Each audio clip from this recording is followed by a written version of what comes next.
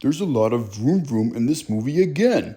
For the fourth time. Guess what, guys? Dom is back. Oh yeah, Dom is back. I'm so hyped. And Brian is back too. Letty and Mia are there, and Han from Tokyo is there too. Wait a minute, isn't Han supposed to be dead? This is a little confusing, so I looked it up. I guess the Tokyo Drift movie is supposed to take place after this movie I'm reviewing right now, so they made the Fast and Furious movies a little out of order. Dom and his boys and Letty start the movie by being criminals again and hijacking trucks. You'd think these guys would learn something, but I guess this is the fourth movie about street racing guys doing criminal stuff. At one point, Dom thinks they're gonna get busted, so he leaves Letty behind. But then later, Dom gets a call from his sister Mia that Letty has been murdered. Oh no! So he goes back to Los Angeles to be at her funeral, and Dom starts investigating what happened. Meanwhile, Brian is looking for this drug lord bad guy named Braga, and he's an FBI agent for some reason. I don't know how that works since he and Roman stole a lot of money at the end of Too Fast, Too Furious.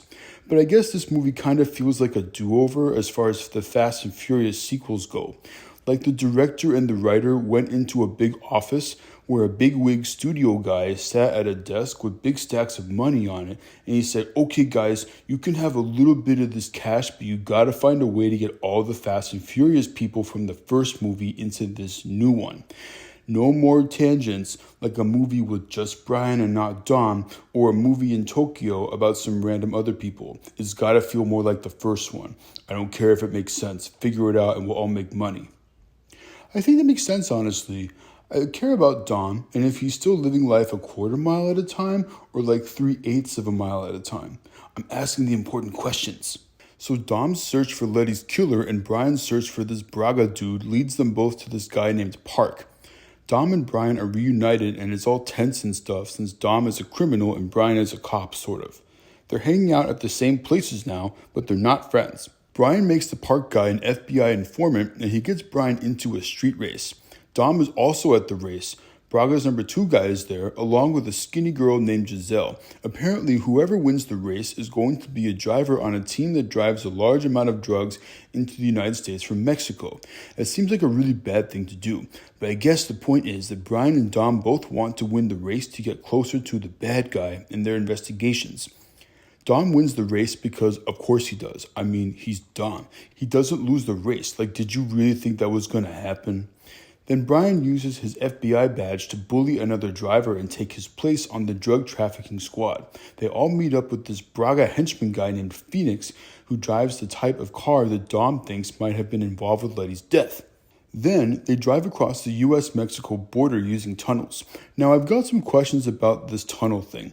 So these tunnels need to be big enough to drive through and would take an awful lot of time to dig unless you use heavy equipment that is probably really loud. Regardless, driving the cars through the tunnels would probably be really loud too. Wouldn't security guard type people on either side of the border notice and say, hey, what are you guys doing here? I don't know. To be fair, I'm Sir Dinosaur from Planet X, and I don't know anything about immigration on the southern border since I immigrated from outer space. I hear the whole southern border immigration thing has some controversial stuff going on, so I don't really want to get into that, and I don't think the movie does either. I think they just wanted to have a signature driving race elements thingy in the movie that's different from all the other movies about fast cars. This one's a little far-fetched though.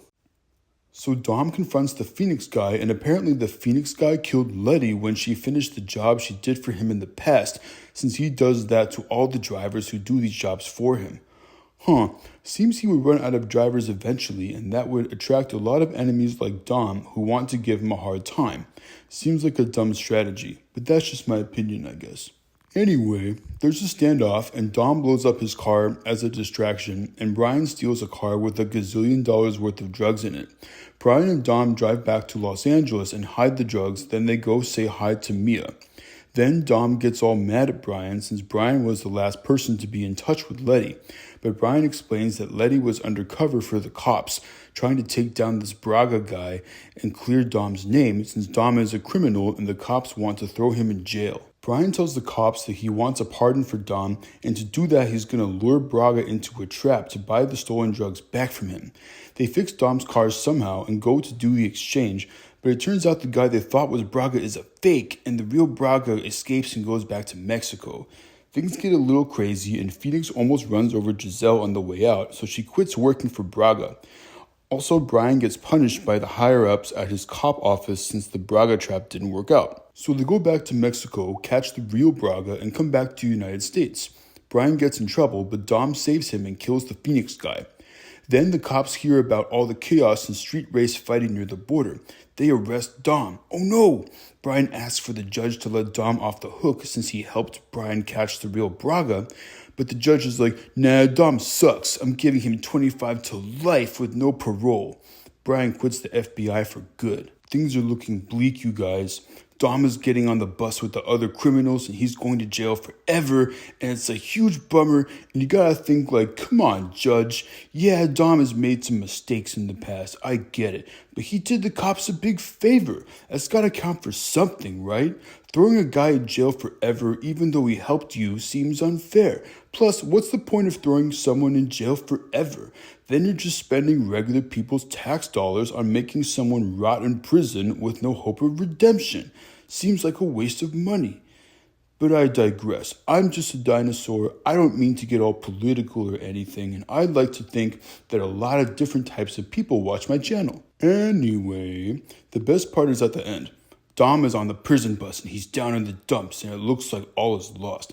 But then a couple of race cars show up and you hear the electric guitar and you're like, oh, is this what I think it is? And Brian's driving Dom's car. Good luck, buddy. Dom's going to stomp on you for driving his car if he ever gets out of jail.